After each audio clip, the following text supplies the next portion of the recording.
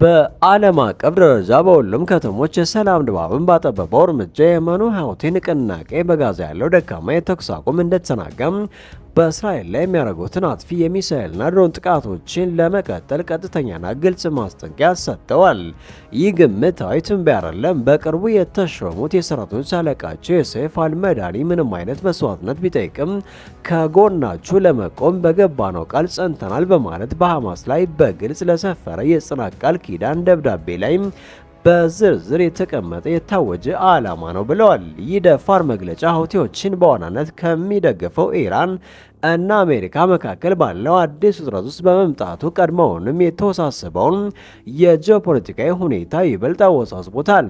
ሁቲዎች ጥቅምት 2023 ጀምሮ በመቶዎች የሚቆጠሩ ባለስቲክ ሚሳይሎችና ድሮኖችን በእስራኤል ላይ ከማስወንጨፍ እና በቀይ ባህር ውስጥ 4 የእስራኤል መርከቦችን ከማስመጥ በተጨማሪም አሁን መሪያቸው አብዱል ማሊክ አልሁቲ የተረጋገጠ ሌላ ወታደራዊ ግጭት ብለው ለገለጹን ነገር በንቃት እየተዘጋጁ ሲሆን ወታደራዊ ጥንካሬያቸውን በንቃት እያሳደጉ እንደሆነ አብራርተዋል።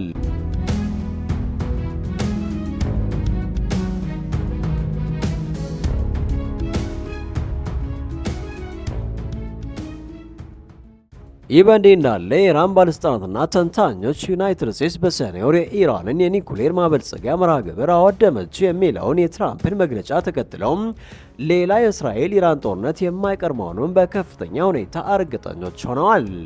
ኢራን የማበልጸግ ስራዋን የሚገድበውን ዓለም አቀፍ ስምምነት መስፈርቶች ማሟላት ባለመቻሏ ማዕቀቡ ከተመለሰ በኋላ በጉዳዩ ላይ የተደረገ ድርድር ቆሟል።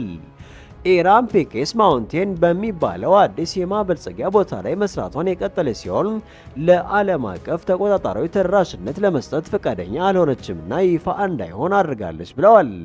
እስራኤል የኢራንን የኒኩሌር መርሃ ግብር የህልውና አደጋ አድርጋ ስለምትመለከተው ብዙዎች ሌላም የእስራኤል ጥቃት በመቃረቡ የጊዜ ጉዳይ ብቻ እንደሆነ ያምናሉ። በዓለም አቀፍ ቀውስ ቡድን የኢራን ፕሮጀክት ዳይሬክተር የሆኑት አሊ ቫዥ ለኒውዮርክ ታይምስ እንደተናገሩት ኢራን ለእስራኤል ጥቃት ምላሽ የምትሰጠው ከሰኔ ወር ባነሰ የተገደበ መንገድ ሊሆን ይችላል ብለዋል። እንደ ዘገባው ከሆነ የኢራን ባለስልጣናት የሚሳኤል ፋብሪካዎች በቀን 24 ሰዓት እየሰሩ እንደሆነና ሌላ ጦርነት ከተነሳም እስራኤልን ለመከላከል በአንድ ጊዜ 2000 ሚሳኤሎችን ለመተኮስ ተስፋ ያደርጋሉ እንጂ በ12 ቀናት ውስጥ 500 ሚሳኤሎችን አይተኩሱም ብለዋል። ምንም እንኳ የመጪው ጥቃት ማስረጃ ባይኖርም እስራኤል ስራው ያልተጠናቀቀ እንደሆነ ይሰማታልና ግጭቱን ለመቀጠል ምንም ምክንያት አላየችም። ስለዚህ ኢራን ለቀጣዩ ዙር ዝግጅቷን እያጠናከረች ነው ብለዋል። ፔሻኪን የኒኩሌር ተቋማትን እንደገና እንገነባለን። ምንም እንኳ የጥቃት ተጨባጭ ማስረጃ ባይኖርም የእስራኤል ባለስልጣናት ኢራን የኒኩሌር ጦር መሳሪያ ለማምረት ከተቃረበች እንደገና ለማጥቃት ዝግጁ መሆናቸውን ከሰኔ ወር ጀምሮ አስጠንቀዋል። ይህ በእንዲህ እንዳለ ኢራን የኒኩሌር ጦር መሳሪያዎችን ለማምረት እየሰራች መሆኗን በከባዱ ቀጥላለች። እስራኤል የኢራን የኒኩሌር መርሃ ግብር እንደተጎዳ እንጂ ሙሉ በሙሉ እንዳልወደመ ትናገራለች። ይህ በከፊል ፕሬዝዳንት ትራምፕ እስራኤል ግቦችን ማጠናቀቅ ከምትፈልገው ቀደም ብሎም የሰኔ ወር ጦርነት ስላቆሙ ነው።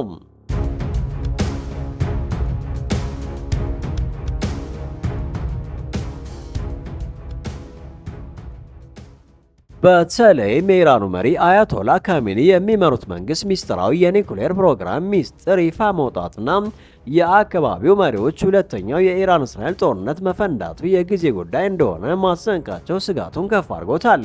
ቀደም ሲል የነበሩት የአሜሪካ አምባሳደሮች የኢራንን የኒኩሌር ጣቢያዎች እያጠፋን ነው የሚሉ የይገባኛል ጥያቄዎች ሙሉ በሙሉ ፈርሰዋል። በተቃራኒው ደግሞ ቴህራን በድብቅ የዩራኒየም ክምችቷን እንደገና እየገነባችና እያበለጸገች መሆኑን ዘገባዎች በግልጽ ያሳያሉ።